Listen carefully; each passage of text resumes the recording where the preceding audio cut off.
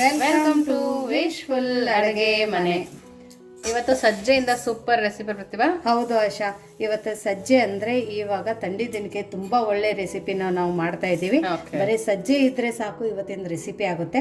ಬರೀ ಸಜ್ಜೆ ಅಷ್ಟೇ ಅಲ್ಲ, ಸಜ್ಜೆ ಜೊತೆ ಮೊಸರು ಕೂಡ ನಾವು ಇವತ್ತೇ ಯೂಸ್ ಮಾಡ್ತಾ ಇದ್ದೀವಿ. ಸೊ ಸಜ್ಜೆ ಮತ್ತೆ ಮೊಸರು ಕೂಡಿ ತುಂಬಾ ಹೆಲ್ದಿ ರೆಸಿಪಿನ ಮಾಡೋಣ.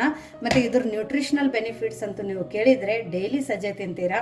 ನಾ ಮುಂದೆ ರೆಸಿಪಿ ಮಾಡ್ತಾ ಮಾಡ್ತಾ ಇದ್ರ ನ್ಯೂಟ್ರಿಷನಲ್ ಬೆನಿಫಿಟ್ಸ್ ಕೂಡ ನಿಮ್ಗೆ ಹೇಳ್ತೀನಿ. ಅದ್ರ ಜೊತೆ ಹೆಲ್ತ್ಗೂ ಸಜ್ಜೆ ಎಷ್ಟು ಒಳ್ಳೇದು ಅಂತ ನೀವು ಡಿಸೈಡ್ ಮಾಡಬಹುದು. ಸೊ ನೋಡೋಣ ಮುಂದಿನ ರೆಸಿಪಿನ. ಒಂದು ಮಿಕ್ಸಿ ಜಾರ್ನ ತಗೊಬೇಕು. ಅದ್ರ ಒಳಗಡೆ ಇಲ್ಲಿ ನಾನು 1 ಕಪ್ದಷ್ಟು ಸಜ್ಜೆನ ಹಾಕೋತಾ ಇದ್ದೀನಿ. ಕ್ಲೀನ್ ಸಜ್ಜೆ ಇದೆ. ಸೊ ನಿಮ್ಮ ಹತ್ರ ಸಜ್ಜೆ ಹಿಟ್ಟಿದ್ರು ಈ ರೆಸಿಪಿನ ಮಾಡ್ಕೋಬಹುದು. ಬಟ್ ಇವತ್ತೇ ನಾನು ಸಜ್ಜೆ ಹಿಟ್ಟು ಕೂಡ ಯೂಸ್ ಮಾಡ್ತಾ ಇದ್ದೀನಿ, ಅದ್ರ ಜೊತೆ ಇದು ಸಜ್ಜೆನೂ ಯೂಸ್ ಮಾಡ್ತಾ ಇದ್ದೀನಿ. ಯಾಕಂತ ಮುಂದೆ ನಿಮ್ಗೆ ಹೇಳ್ತೀನಿ. ಇವಾಗ ಇದನ್ನ ನೀರ್ ಹಾಕದೆ ಎಷ್ಟು ಸಣ್ಣ ಆಗುತ್ತೆ ಅಷ್ಟು ಸಣ್ಣ ನಾವು ಇದನ್ನ ರುಬ್ಕೊಂಡು ಬರ್ಬೇಕು. ಸೊ ಇದನ್ನ ನಾವು ರುಬ್ಕೊಂಡು ಬರೋಣ. ನೋಡಿ, ಇದನ್ನ ಮಿಕ್ಸರ್ ಅಲ್ಲಿ ನಾವು ಚಿರೋಟಿ ರವೆ ತರ ಪೌಡರ್ ಮಾಡ್ಕೊಂಡು ಬಂದಿರೋದು. ಎಷ್ಟು ಸಾಧ್ಯ ಅಷ್ಟು ಸಣ್ಣ ಮಾಡಿ. ಬಟ್ ಚಿರೋಟಿ ರವೆ ಎಲ್ಲ ಇರುತ್ತಲ್ಲ, ಸೂಜಿ, ಅದಕ್ಕಿಂತ ಸಣ್ಣ ಮಾಡಬಾರ್ದು. ಅಟ್ಲೀಸ್ಟ್ ಈ ಕನ್ಸಿಸ್ಟೆನ್ಸಿನೇ ನಾವು ಇಟ್ಕೋಬೇಕು. ಮಿಲ್ ಮಾಡಿಸಿದ್ರು ಪ್ರತಿಭಾ ಅದೇ ತರ ಹೇಳ್ಬೇಕಲ್ವಾ? ಹೌದು, ಮಿಲ್ ಮಾಡಿಸಿದ್ರು ಒಂದ್ ಸ್ವಲ್ಪ ರವೆ ತರ ಅಂತಾನೆ ಹೇಳ್ಬೇಕು. ಯಾಕಂದ್ರೆ ಏನಾಗುತ್ತಂದ್ರೆ ಮುಂದೆ ನಾವು ಏನಾದ್ರೆ ಇದ್ರಲ್ಲಿ ಇಂಗ್ರೀಡಿಯೆಂಟ್ಸ್ ಹಾಕ್ತಿವಲ್ಲ, ಆವಾಗ ಇನ್ನೂ ಸಣ್ಣ ಆಗುತ್ತೆ. ಸೊ ಹಂಗಾಗಿ ಇವಾಗ ಇದ್ರ ಒಳಗಡೆ ನಾವು ನೋಡಿ, ಅದೇ ಮಿಕ್ಸಿ ಜಾರಿಗೆ ಎಷ್ಟು ಟೊಮೆಟೊ ಪ್ರತಿಭಾ? ಇದು 1.5 ಟೊಮೆಟೊ ಇದೆ ಆಶಾ. ಹುಳಿನ ನೋಡ್ಬಿಟ್ಟು ನೀವು ಹಾಕೋಬಹುದು. ಅದ್ರ ಜೊತೆ ಒಂದ್ ಸ್ವಲ್ಪ ಬೆಳ್ಳುಳ್ಳಿನ ಹಾಕೊಳ್ಳೋಣ. ಬೆಳ್ಳುಳ್ಳಿ ತಿನ್ನಲ್ಲ ಅಂದವರು ಸ್ಕಿಪ್ ಮಾಡ್ಕೋಬಹುದು. ಬಟ್ ಬೆಳ್ಳುಳ್ಳಿ ಹಾಕಿದ್ರೆ ಟೇಸ್ಟ್ ತುಂಬಾ ಚೆನ್ನಾಗಿ ಬರುತ್ತೆ. ಆಮೇಲೆ ಚಳಿಗಾಲಕ್ಕೆ ನಾವು ಈ ತರ ತಿನ್ಬೇಕಾದ್ರೆ ನಮ್ಮ ಬಾಡಿನೂ ಕೂಡ ಹೀಟಾಗಿರುತ್ತೆ. ಹಂಗಾಗಿ ಅದ್ರ ಜೊತೆ ಒಂದ್ ಸ್ವಲ್ಪ ಶುಂಠಿ ಕೂಡ ಹಾಕೊಳ್ಳೋಣ. ಖಾರಕ್ಕೆ ಹಸಿಮೆಣಸಿನ್ಕಾಯಿನ ಹಾಕೋತಾ ಇದ್ದೀನಿ. ನೀವು ಬೇಕಂದ್ರೆ ಒಂದರಲ್ಲಿ 2 ಕಟ್ ಮಾಡಿ ಕೂಡ ಹಾಕೋಬಹುದು.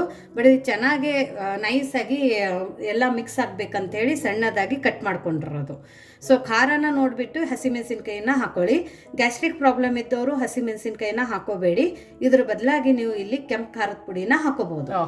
ಸೊ ಇವಾಗ ಇದನ್ನ ನಾವು ನೀರ್ ಹಾಕೋದೇನು ಅವಶ್ಯಕತೆ ಬೇಕಾಗಿಲ್ಲ, ಯಾಕಂದ್ರೆ ಆಲ್ರೆಡಿ ಟೊಮ್ಯಾಟೊ ಇದೆ. ಹೀಗೇನೆ ಇದನ್ನ ರುಬ್ಕೊಂಡು ಬರೋಣ. ನೋಡಿ, ನೀರ್ ಹಾಕದೆ ಈ ತರ ರುಬ್ಕೊಂಡು ಬಂದಿರೋದು. ಯಾಕಂದ್ರೆ ಮತ್ತೆ ನೀರ್ ಹಾಕಿದ್ರೆ ತುಂಬಾ ಲೂಸ್ ಆಗಿಬಿಡ್ತೈತೆ. ಹಂಗಾಗಿ ಇವಾಗ ಇದನ್ನ ನಾವು ಒಂದು ಪ್ಲೇಟಿಗೆ ಹಾಕೊಳ್ಳೋಣ. ನೋಡಿ, ಒಂದು ಪ್ಲೇಟಕ್ಕೆ ನಾವು ರುಬ್ಕೊಂಡು ಬಂದಿರೋದು ಸಜ್ಜೆನ ಹಾಕೊಳ್ಳೋಣ. ನೋಡಿ, ರುಬ್ಕೊಂಡು ಬಂದಿರೋದು ಎಲ್ಲ ಸಜ್ಜಿ ಮತ್ತು ಮಸಾಲೆನ ಒಂದು ಪ್ಲೇಟಿಗೆ ಹಾಕೊಂಡಾಗಿದೆ. ಇವಾಗ ಇಲ್ಲಿ ಕರಿಬೇವು ಸೊಪ್ಪನ್ನು ಹಾಕೊಳ್ಳೋಣ. ಕರಿಬೇವು ಸೊಪ್ಪನ್ನು ನಾವು ಕೈಯಲ್ಲಿ ಈ ಥರ ಕಟ್ ಮಾಡಿ ಹಾಕೊಳ್ಳೋಣ. ಸಣ್ಣದಾಗಿ ಕಟ್ ಮಾಡೋಣ. ಇದರಿಂದ ರುಚಿ ತುಂಬ ಚೆನ್ನಾಗಿ ಬರುತ್ತೆ. ತುಂಬ ಹೆಲ್ದಿ ರೆಸಿಪಿ ಇದೆ. ವಿಂಟರ್ಗೆ ಈ ಥರ ನೀವು ಚಳಿಗಾಲ ಹೋಗೋ ತನಕ ನೀವು ಇದು ರೆಸಿಪಿ ಡೈಲಿ 1 ಟೈಮ್ ಆದರೆ ತಿಂದರೆ ನಿಮಗೆ ಕೋಲ್ಡು ಆಗಂಗಿಲ್ಲ. ಮತ್ತು ಇಮ್ಯುನಿಟಿ ಕೂಡ ಅಷ್ಟೇ ಬೂಸ್ಟ್ ಆಗುತ್ತೆ. ಇವಾಗ ಏನ್ ಮಾಡ್ಬೇಕಂದ್ರೆ ಇದನ್ನ ಮಾಡ್ಕೊಂಡಾಯ್ತಲ್ಲ, ಇಲ್ಲಿ ನಾನು 1 ಕಪ್ದಷ್ಟು ಸಜ್ಜಿ ಹಿಟ್ಟನ್ನ ತಗೊಂಡಿದ್ದೀನಿ. ಇದು ಮಿಲ್ ಅಲ್ಲಿ ನಾರ್ಮಲ್ ಆಗಿ ಗೋಧಿ ಹಿಟ್ಟೆಲ್ಲ ಹೆಂಗ್ ಬಿಸ್ತೀವಲ್ಲ ಅದೇ ತರ ಬಿಸಿರೋದು ಪ್ಯೂರ್ ಸಜ್ಜಿ ಹಿಟ್ಟು. ಇದ್ರಲ್ಲಿ ಯಾವ್ದು ಮಿಕ್ಸ್ ಇಲ್ಲ. ಸೊ ಇದನ್ನ ಯಾಕಂದ್ರೆ ಇದು ರವೆ ತರ ನಾವು ಆಲ್ರೆಡಿ ತಗೊಂಡಿದೀವಿ.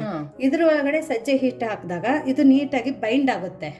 ಆಮೇಲೆ ತಿನ್ಬೇಕಾದ್ರೆ ಹಲ್ಲಿಗೆ ಅಂಟೋದಾಗ್ಲಿ ಅಥವಾ ಸ್ಟಿಕ್ಕಿ ಆಗೋದಾಗ್ಲಿ ಆಗಂಗಿಲ್ಲ. ಹಂಗಾಗಿ ಇವಾಗ ಇದ್ರ ಒಳಗಡೆ ನಾನು 1 ಕಪ್ದಷ್ಟು ಸಜ್ಜಿ ಹಿಟ್ಟನ್ನ ಹಾಕೋತಾ ಇದ್ದೀನಿ. ಅದ್ರ ಜೊತೆ ಇಲ್ಲಿ ನೋಡಿ, ತಪ್ಪಲು ಉಳ್ಳಾಗಡ್ಡಿನ ನಾನು ತಗೊಂಡಿದ್ದೀನಿ. ಈರುಳ್ಳಿ, ಇದಕ್ಕೆ ಸ್ಪ್ರಿಂಗ್ ಆನಿಯನ್ ಕೂಡ ಅಂತಾರೆ. ಹೌದಾ? ಓಕೆ. ಸೊ ನೋಡಿ, ಇವಾಗ ಈ ತರ ಈರುಳ್ಳಿ ತಪ್ಪಲು ನಿಮ್ಮ ಹತ್ರ ಇಲ್ಲ ಅಂದ್ರೆ ನಾರ್ಮಲ್ ಈರುಳ್ಳಿ ಕೂಡ ನೀವು ಹಾಕೋಬಹುದು. ಬಟ್ ಇದು ಹಾಕಿದ್ರೆ ಮಾತ್ರ ತುಂಬಾ ಸಖತ್ತಾಗಿ ಟೇಸ್ಟ್ ಬರುತ್ತೆ.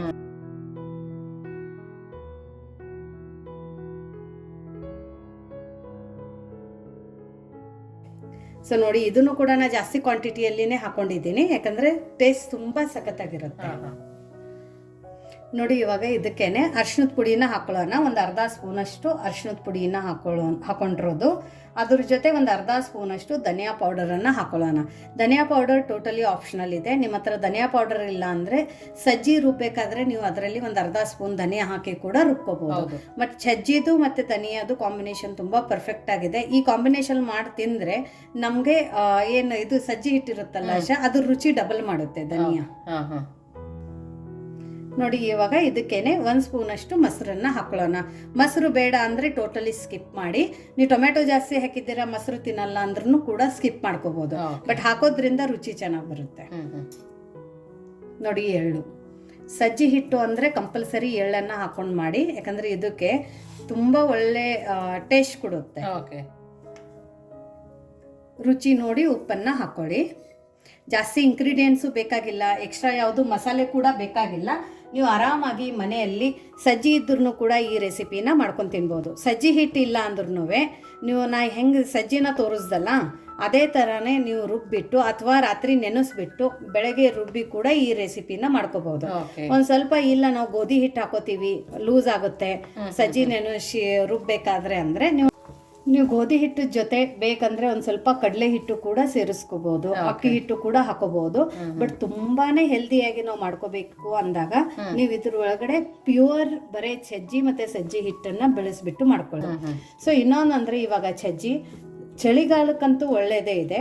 ಬಟ್ ನ್ಯೂಟ್ರಿಷನಲ್ ಬೆನಿಫಿಟ್ಸ್ ನೋಡ್ಲಿಕ್ಕೆ ಹೋದಾಗ ಸಜ್ಜಿಯಲ್ಲಿ ಜಾಸ್ತಿ ಐರನ್ ಕಂಟೆಂಟ್ ಇದೆ, ಜಿಂಕ್ ಇದೆ, ಪ್ರೋಟೀನ್ ಇದೆ, ಮ್ಯಾಗ್ನೀಷಿಯಂ ಕೂಡ ಇದೆ, ಮತ್ತೆ ವಿಟಮಿನ್ ಬಿ ಕೂಡ ನಿಮಗೆ ಸಜ್ಜಿಯಲ್ಲಿ ಸಿಗುತ್ತೆ. ಸೊ ಹಾಗಾಗಿ ಸಜ್ಜಿ ಓವರ್ ಆಲ್ ನೋಡ್ಲಿಕ್ಕೆ ಹೋದ್ರೆ ತುಂಬಾ ಹೆಲ್ದಿ ಇದೆ. ನೀವು ಬರೀ ಸಜ್ಜಿಯಿಂದ ಪ್ಲೇನ್ ರೊಟ್ಟಿ ಮಾಡ್ಕೊಂಡು ತಿಂದಿದ್ರು ನಿಮ್ಗೆ ಇಷ್ಟೆಲ್ಲ ನ್ಯೂಟ್ರಿಷನಲ್ ಬೆನಿಫಿಟ್ಸ್ ಸಿಗುತ್ತೆ. ನೋಡಿ ಇವಾಗ ನಾವು ಟೊಮೆಟೊ ಎಲ್ಲ ರುಬ್ಬಿ ಅದೇ ನೀರಲ್ಲೇನೆ ಕಲಸಿದ್ವಿ, ಇಷ್ಟ ತನಕ ನೀರು ಹಾಕಿರ್ಲಿಲ್ಲ. ಸೊ ಇವಾಗ ನೀವು ಬೇಕಂದ್ರೆ ಒಂದು ಸ್ವಲ್ಪ ನೀರನ್ನ ಹಾಕೊಳ್ಳಿ.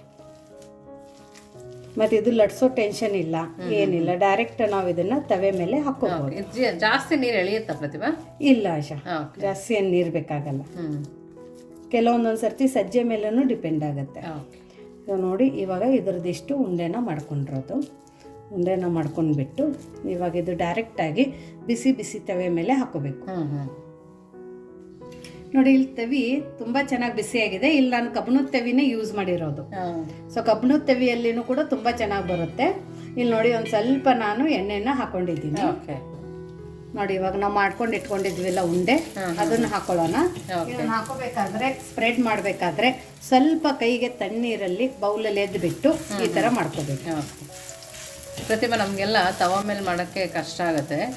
ಸೊ ಬಟ್ಟೆನಲ್ಲಿ ಮಾಡ್ಕೋಬಹುದಾ ಅಥವಾ ಬಾಳೆ ಎಲೆಯಲ್ಲಿ ಮಾಡ್ಕೋಬಹುದು ಆಶಾ? ಬಟ್ಟೆಯಲ್ಲಿನೂ ಮಾಡ್ಕೋಬಹುದು, ಬಾಳೆ ಎಲೆಯಲ್ಲಿ ಮಾಡ್ಕೋಬಹುದು, ಬಟರ್ ಪೇಪರ್ ಅಲ್ಲಿ ಮಾಡ್ಕೋಬಹುದು, ಇಲ್ಲ ಆಯಿಲ್ ಕವರ್ ಬರುತ್ತಲ್ಲ ಸೊ ಅದರಲ್ಲಿ ಕೂಡ ಮಾಡ್ಕೋಬಹುದು. ಬಟ್ ನಮ್ ಸೈಡ್ ನಾವು ಒಂದ್ ಸ್ವಲ್ಪ ರೂಢಿ ಇದೆ ಅಲ್ಲ, ಹಂಗಾಗಿ ಇದೇ ತರ ಮಾಡ್ತೀವಿ. ಬಟ್ ಈ ತರ ಮಾಡಿದ್ರು ಚೆನ್ನಾಗಿರುತ್ತೆ, ಕೈ ಏನ್ ಸುಡಲ್ಲ.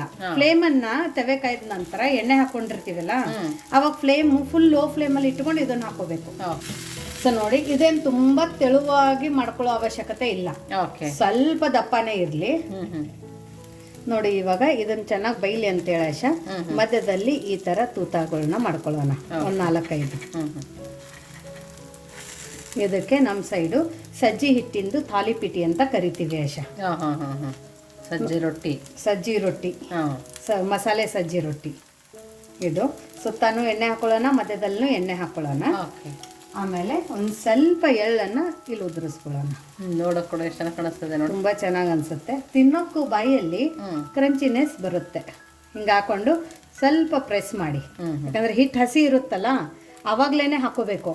ಹಿಟ್ಟು ಡ್ರೈ ಆದಾಗ ನೀವು ಹಾಕೊಂಡ್ರೆ ತವಿಗೆ ಅಂಟು ಬಿಡುತ್ತೆ. ಇಷ್ಟೆಲ್ಲ ಮಾಡಿಬಿಟ್ಟು ಮೇಲ್ಗಡೆ ಒಂದು ಲಿಡ್ಡನ್ನು ಇಟ್ಟು ಫ್ಲೇಮನ್ನು ಮೀಡಿಯಂ ಫ್ಲೇಮಲ್ಲಿ ಇಟ್ಕೊಂಡು ಇದನ್ನು ನಾವು ಒಂದು ಸ್ವಲ್ಪ ಹೊತ್ತು ಬಿಡಬೇಕು. ನೋಡಿ 1 ನಿಮಿಷ ಆಗಿದೆ. ಇವಾಗ ಇದನ್ನು ನಾವು ತಿರುಗಿಸ್ಕೊಳ್ಳೋಣ. ಏನು ಸಕ್ಕತ್ತಾಗಿ ಬಂದಿದೆ ನೋಡಿ ಪ್ರತಿಭಾ, ತುಂಬ ಚೆನ್ನಾಗಿ ಕಲರ್ ಬಂದಿದೆ. ಹೌದು ನೋಡಿ, ತುಂಬ ಕ್ರಿಸ್ಪಿಯಾಗಿ. ಬೆಣ್ಣೆ ಇದ್ದರೆ ಬೆಣ್ಣೆ ಹಾಕೊತೀನಿ, ತುಪ್ಪ ಇದ್ದರೆ ತುಪ್ಪ ಹಾಕೊತೀನಿ. ಬಟ್ ಸಜ್ಜಿದ್ದು ನಾನು ನಿಮಗೆ ಎಲ್ಲ ನ್ಯೂಟ್ರಿಷನಲ್ ಬೆನಿಫಿಟ್ಸನ್ನು ಹೇಳಿದ್ದೀನಿ. ಅದನ್ನು ನೀವು ನೋಡಿಕೊಂಡು ನಿಮ್ಮ ಮನೆಯಲ್ಲಿ ಯಾವ ಥರ ಸಜ್ಜಿನ ಬಳಸ್ಬೋದು ಅಂತ ಯೂಸ್ ಮಾಡಿ. ನೋಡಿ ಈ ಸೈಡೂ ಚೆನ್ನಾಗಿ ಬೈದಿದೆ. ಇವಾಗ ತಕ್ಕೊಳ್ಳೋಣ ಅಂತೆ ನೋಡಿ ಈ ಥರ. ಸೊ ಇನ್ನೊಂದು ಇದೇ ಥರ ಹಾಕೊಂಡು ಬಂದು ಸರ್ವ್ ಮಾಡೋಣ. ಮತ್ತೆ ಕೈಗೆ ಒಂದು ಸ್ವಲ್ಪ ನೀರನ್ನು ಹಚ್ಕೊಂಡು ಅಗಲ ಮಾಡ್ಕೊಳ್ಳಿ. ಇದೆಲ್ಲ ಹೆಲ್ದಿ ರೆಸಿಪಿ. ನಿಮಗೆ ಹೆಂಗೆ ಅನ್ನಿಸ್ತು ಈ ರೆಸಿಪಿ ಅಂತ ತಿಳಿಸಿ.